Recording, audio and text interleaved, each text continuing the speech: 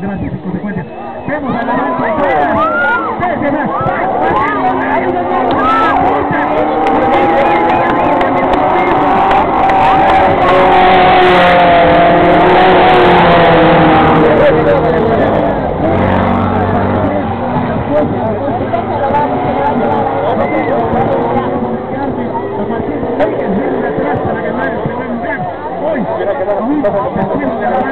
Se le cuela aquí en la curva de abajo y Martín sigue a la punta, no ha disputado con la VAR y ya se viene ganándole.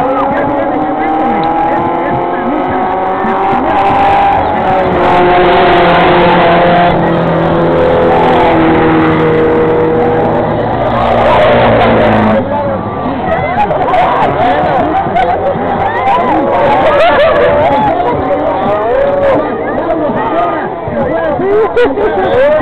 ¿Pero Martín?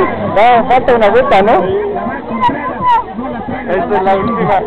Vemos ahí a Martincillo Rodríguez, venía a la punta, ya seguimos, Gerardo Zamora, ahí Rodríguez.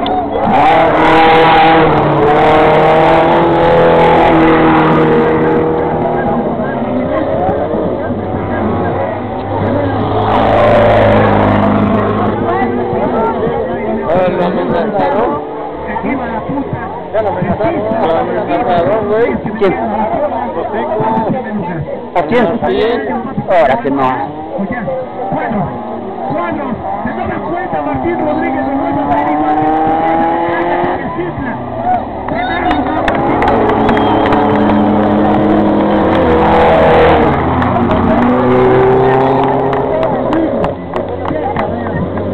¿Qué les digo?